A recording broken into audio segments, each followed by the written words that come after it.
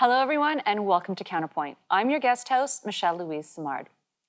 The Canadian political sphere was shaken up last week when Conservative Party of Canada's leader, Erin O'Toole, was ousted from the top job. The members in his caucus voted 73 to 45 to change leadership. They likely did so knowing that they would have the full support of the party's membership.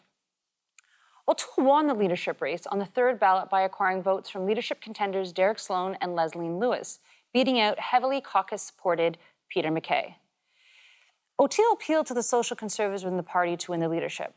But when he was campaigning, he provided a platform that would be agreeable to the general electorate. Clearly, that strategy didn't work, as the Liberals won again and the seats in the House of Commons remained almost intact. As a result, Conservative members lost out again, and O'Toole's strategy was not successful. The price was his leadership. Interim leader Candice Bergen has also made some changes within the party in the last couple of days, and has repurposed the inner Conservative circle, getting rid of some of O'Toole's placements.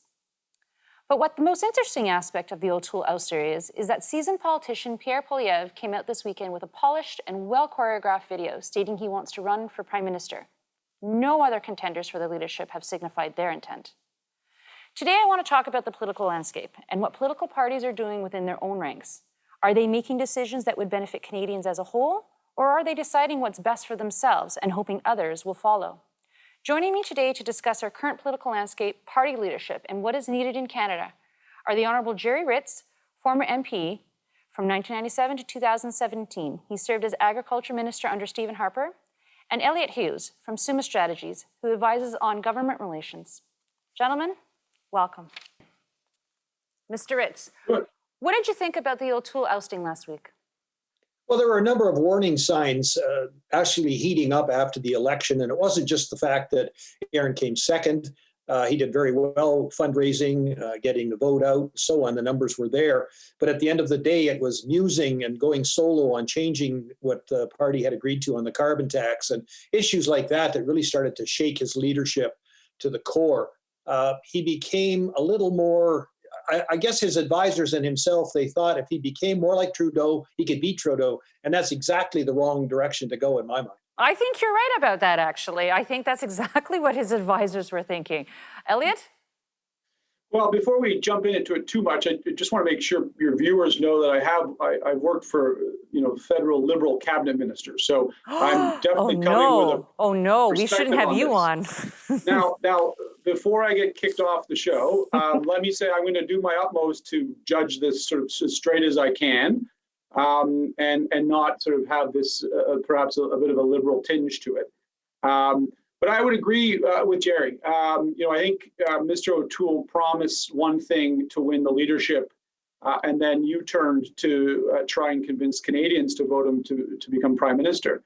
I think the challenge, though, is the political center is where you're going to win, because I think the dynamics have changed perhaps from where Gerry was under former Prime Minister Harper, who was able to hold together that right side of the country. I think it's a lot more fractured now, and the Liberals made a decision when they elected Justin Trudeau that they were going to tilt a bit to the left, or a lot to the left, you could argue. Yes. And they've been able to take up that side of the political spectrum. And so I don't think the tactics are wrong for Mr. O'Toole, but the execution was very poor. Oh, interesting. Okay, so you kind of agree that him pivoting to cater a little bit to the left was actually a good strategy. It's just his execution and how he went about it, it just didn't work with the electorate, correct? Quickly, I think it's difficult to promote yourself or to run as leader on one thing and then to make the switch to the general public in the next breath, which is what he tried to do. That is a very difficult thing to do. And as we look ahead to Pierre Poilievre's leadership, my sense is he's going to run the same way in the Conservative leadership as he's going to run nationally. And I think Conservatives generally, and Gerry, you may have a comment on this, appreciate that and respect that. I believe they will, yeah. Yeah, it's all about truth in advertising, and we didn't see that with Mr. O'Toole. He tended to go out. Everybody talks about this mythical big tent, and Canadians have become almost fractionated to the point where it's all splinter groups. There is no more clear-cut right, left, center, and so on. Everybody's got different issues that transcend and move back and forth amongst all of those. So it's a matter of putting out a policy that is firm enough, but malleable enough that people can see themselves in that. Okay, with that thought, we'll be right back.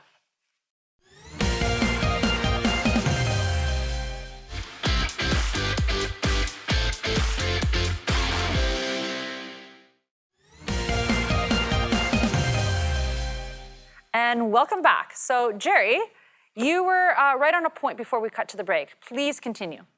Well, the great consternation for most leaders is putting the right team around them. And, you walk that tight line between arrogance because you know best and dismissive of other people because you know best.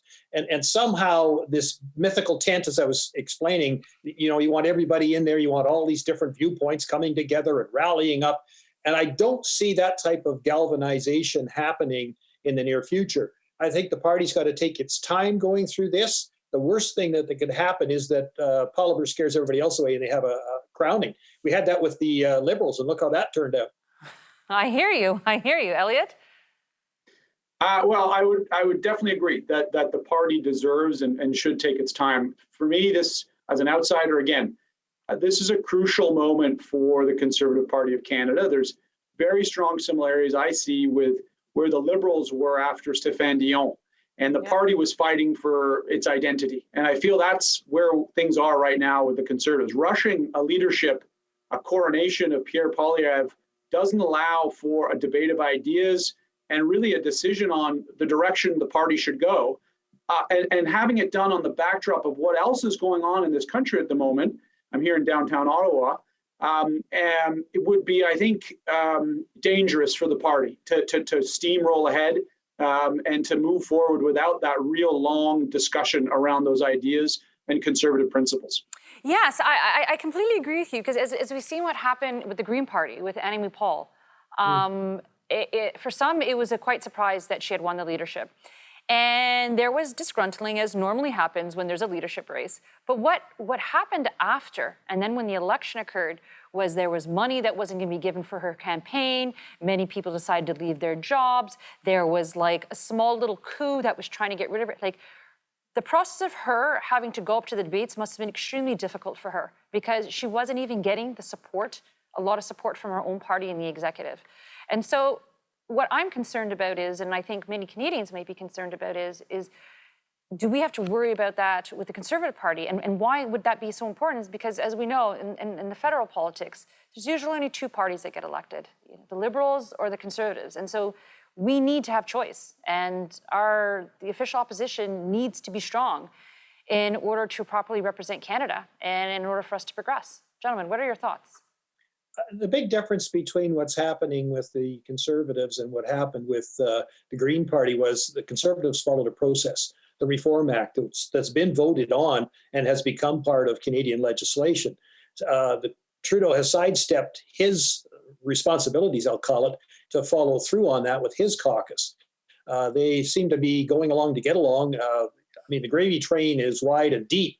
Anytime there's a Liberal government, you just have to look what's gone on with the COVID spending and so on, and whose wife is on what board and whose partner's doing this or that. People are still directors of companies that should not be. The Accountability Act has been torn aside, and the fringe, the unacceptable fringe that Trudeau talks about, is now the fabric of the country. Elliot, your thoughts? Well, yeah, look, I think the situation with Annie Paul and the Green Party is quite different than what's unfolding or what will unfold with the Conservatives. I think there was a mismatch from the beginning. I think there was a misunderstanding of what the role of a leader is in that party and what role the leader plays. They're more of a chief spokesperson than spokeswoman, I should say, than actual deciding on what policy goes and stays. I see, meaning that because they had Elizabeth May from the get-go, and she'd been there for quite some time, that the party didn't quite know how to deal when they had a new leader. And this is kind of, I guess, a little bit of their pressure points being reflected for all of us to see, essentially. It's actually in their constitution as a party. So it's a fundamental difference than the other parties in the role of the leader. I think a huge difference in all of this, too, is the advent of social media, as opposed to watching the 6 o'clock news and the mainstream media and so on and getting your news from there. far more people now get it off of Facebook and Instagram and Twitter, and whether it's accurate or not, that's where it's being discussed. We're seeing that with the Freedom Convoy in Ottawa and the other ones that are popping up across the country. There's far more coverage and more accurate coverage on social media. Yeah, and that doesn't necessarily play out as a good thing. Nope. It has, like everything in life, there's good and there's some bad. But before we go into more particulars of that, I really wanted to talk about what do we think and who do we think could be possible contenders that would run for the leadership. And before we do, we're going to take a break.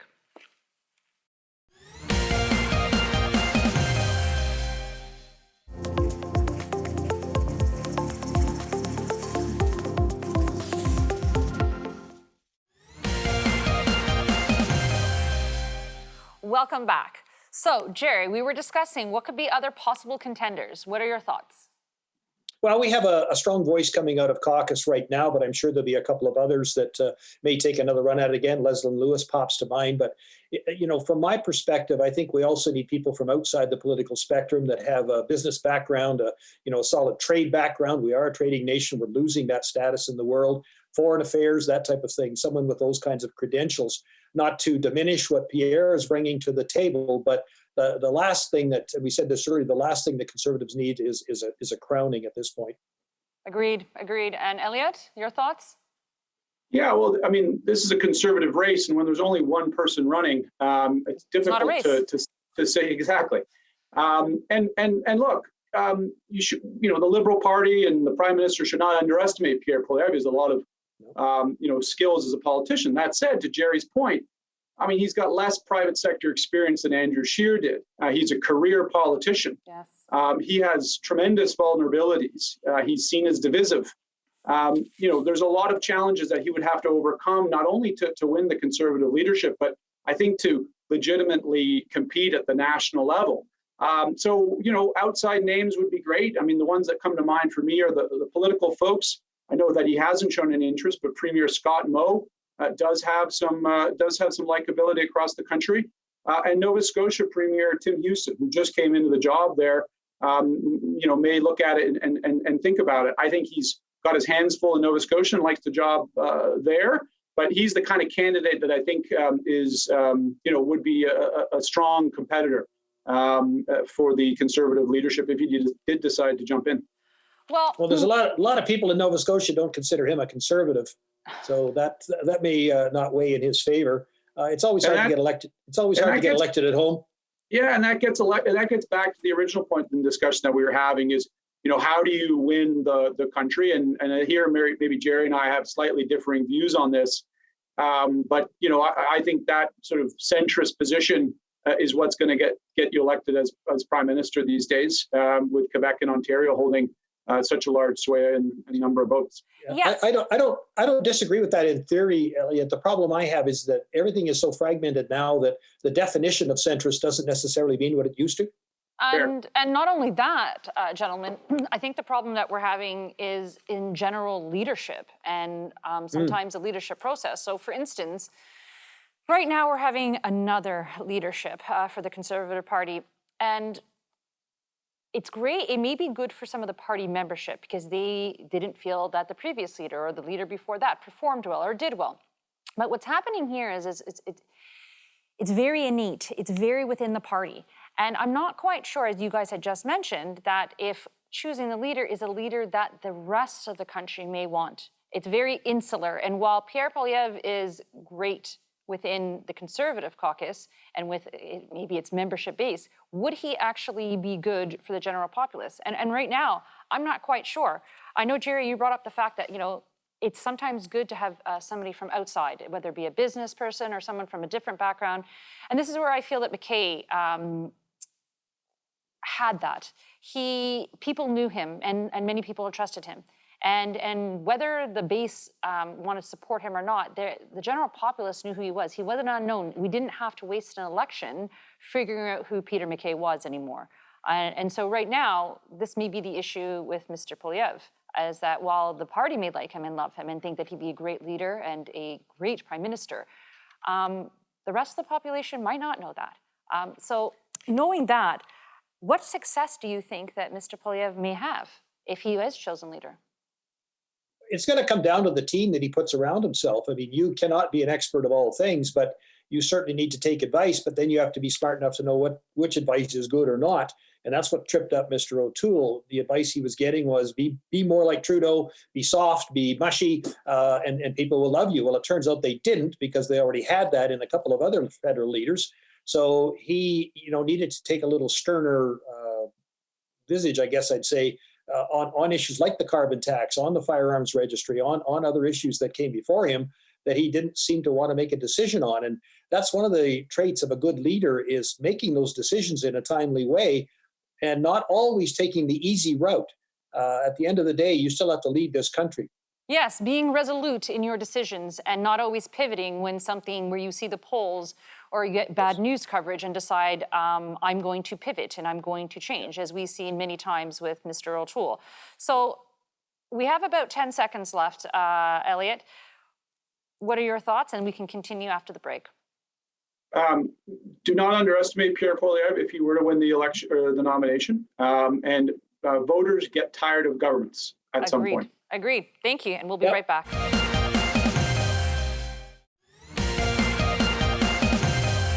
Hello and welcome back. So prior to the break, we were talking about what's happening with the Conservative Party and where it should go, which leads us to the next question. What should a leader be? What entails being a good leader, particularly within a party? And then we'll move on to a country, and in particular, our country. Elliot, begin.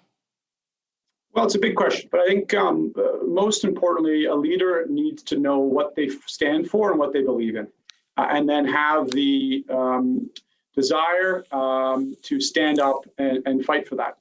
And I think that's a crucial piece. I think things from there you can flow very easily. You can put the right team around you. You hone your message. But if you're not authentic and talking about what you believe in to your core, I think it's very difficult for you to lead effectively. And Gerry? Yeah, I would agree with Elliot on that. I mean, Canada's become a jigsaw puzzle with no picture to tell you how to put it together. Everything's moment by moment, issue by issue. There's no big picture plan. There's no, we don't even work budget to budget anymore. There's nothing that starts, there's always this idea that government should run like business. And in certain aspects, yes, it should. The management of the economy, the management of, the transfers to provinces that take on the healthcare systems and so on.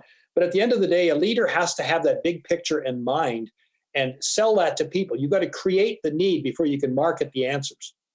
Yes, I'm glad you brought that up, because I personally believe in that as well, where I find that nowadays we have many people who want to be leader and think that they can be a good leader.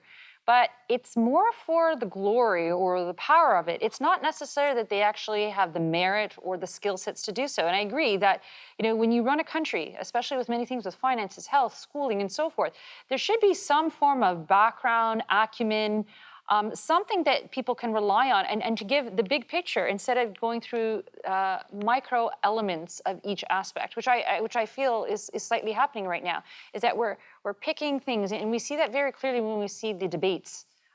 We have these questions, and then they focus on that particular issue when there's what we're really looking for from a leader is the big picture. So then how do we get our message across? How can it seems like the process is flawed, that perhaps we have to change this process. And then it's not just about the leader, perhaps it's about the party in general. What do you think? Yeah, I mean, I'll try to take that one. That's a big question to tackle. But look, I think you're onto something there, certainly. I think governing has gotten way more complicated in the last, let's call it, 15, 20 years. The advent and the increase of social media use, I think to Gerry's earlier point, is very true. And again, there's a lot of change going on in this country, not only here but globally. And to be a leader in those times is very, very challenging. I would say though, we shouldn't look out for the unicorn. There's no such thing as the perfect leader. Agreed. And there's no such thing as a perfect leader for the Conservative Party in this race. Where if they pick just that one person, they're going to be able to beat it. They've got to go through a process, and they've got to sort of lean into that process. And I fear, again, going back to an earlier part, if they don't do that, they're going to sell themselves short in the determination of who best leads that party. Sure. There's a tremendous angst out there about politics in general. Yes. We've seen the rule of law in Canada perverted to the point where it's now the law of the ruler, and it's bent to whatever issue needs to be taken into account.